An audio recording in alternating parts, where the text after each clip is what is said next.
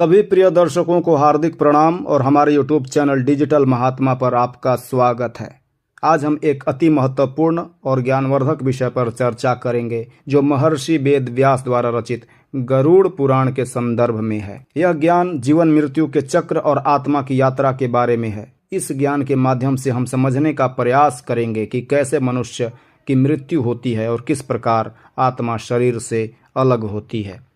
यदि आपने अभी तक हमारे चैनल को सब्सक्राइब नहीं किया है तो कृपया इसे सब्सक्राइब करें, वीडियो को लाइक करें और अपने प्रियजनों के साथ शेयर करें ताकि हम इस दिव्य ज्ञान को अधिक से अधिक लोगों तक पहुंचा सकें। श्रीमद् भगवत गीता में भगवान श्री कृष्ण कहते हैं, वह सांसी जिर्याणि यथा विहाय नवानि गृह्णाति निरोपराणि तथा शरीराणि विहाय जीर्णान्यानि संयाति नवानि देहि। इस श्लोक का अर्थ है कि जैसे मनुष्य अपने पुराने और जीर्ण वस्त्रों को त्याग कर नए वस्त्र धारण करता है, ठीक वैसे ही आत्मा पुराने शरीर को त्याग कर नए शरीर में प्रवेश करती है।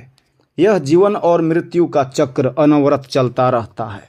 गरुड़ पुराण में सूत जी शौनकादि मुनियों से कहते हैं कि जब कोई प्राणी अपनी आयु को पूर्ण कर लेता है और उसकी मृत्यु का समय निकट आ जाता है तो शरीर में कई प्रकार की व्याधियां उत्पन्न होने लगती है।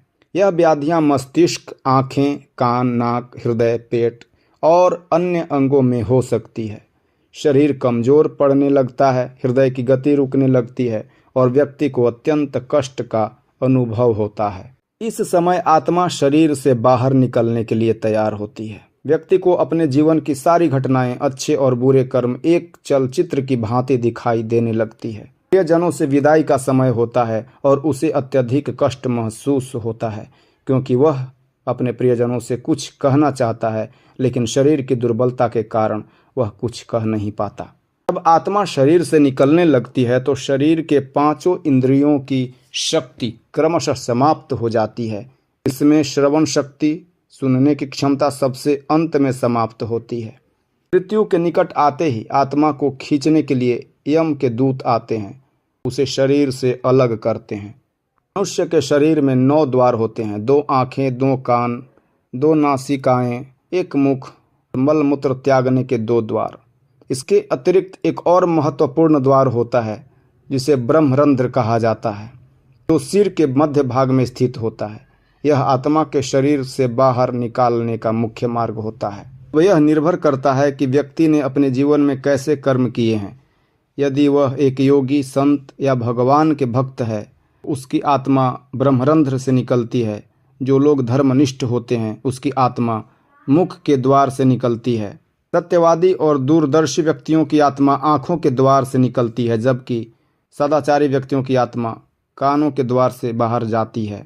और जिन लोगों का जीवन पाप और अधर्म से भरा होता है उनकी आत्मा मल मूत्र त्यागने वाले द्वारों से बाहर निकलती है, जो अत्यंत दुखदायी होता है। गरुड़ पुराण के अनुसार जब आत्मा शरीर से बाहर निकलती है तो शरीर की विभिन्न अवस्थाएं देखी जा सकती है। अगर आत्मा मुख के द्वार से निकलती है तो मुंह से झाग या फेन निकलता है। यदि आत्मा आँखों के द्वार से निकलती है तो आँखें उभर कर बाहर आ जाती है। कानों के द्वार से आत्मा निकलने पर कान में मवाद निकलता है। नासिका के द्वार से आत्मा के निकलने पर नाक से गंदा पानी आ जाता है। और यदि आत्मा मल मूत्र त्यागने वाले द्वार से निकलती है तो मल मूत्र बाहर आ जाता है। यह आत्मा की यात्रा की प्रक्रिया है जो उसके कर्मों के अनुसार भिन्न भिन्न द्वारों से होती है। मृत्यु के पश्चात आत्मा यमलोक की ओर यात्रा करती है। यह यात्रा यमदूतों के माध्यम से होती है जो आत्मा के उसके कर्मों के अनुसार स्वर्ग या नरक की ओर ले जाते हैं। आत्मा के कर्मों के अनुसार उसे विभिन्न लोकों में स्थान मिलता है। धर्मात्मा आत्माओं को स्वर्ग की प्राप्ति होती है जबकि पापियों को नरक के कष्टों का सामना करना पड़ता है। गरुड़ पुराण के अनुसार आत्मा का यह चक्र तब तक चलता रहता है जब तक कि वह मोक्ष को प्राप्त नहीं कर लेती। मोक्ष प्राप्ति के लिए व्यक्ति को धर्म, भक्ति और सदाचार के मार्ग पर चलना आवश्यक होता है। गरुड़ पुराण हमें यह सिखाता है कि मृत्यु के समय आत्मा को अत्यधिक पीड़ा का सामना करना पड़ता है, विशेषकर तब जब व्यक्ति ने अपने जीवन में अधर्म और पाप किए हों। इसलिए यह अत्यंत आवश्यक है कि हम अपने जीवन को धर्म के मार्ग पर चलाते हुए व्यतीत करें ताकि अंत समय में हमें इस कष्ट से मुक्ति मिल सके। यदि हम 1 साल गणना करें कि यदि किसी व्यक्ति की आयु 100 वर्षों की होती है तो उसने अपने जीवन के कितने दिन बिताए हैं? 100 साल बराबर 365 दिन गुना 100 बराबर 36,500 दिन। अब इन 36,500 दिनों में अगर हम मान लें कि हर व्यक्ति औसतन 8 घंटे प्रतिदिन सोता है तो उसने अपने जीवन के कितने घंटे सोने में बिताए?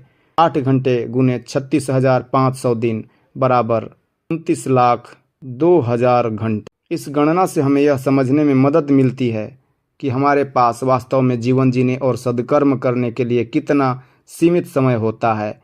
इसलिए यह आवश्यक है कि हम अपने शेष समय का सदुपयोग करें और धर्म, भक्ति और सेवा के मार्ग पर चलें।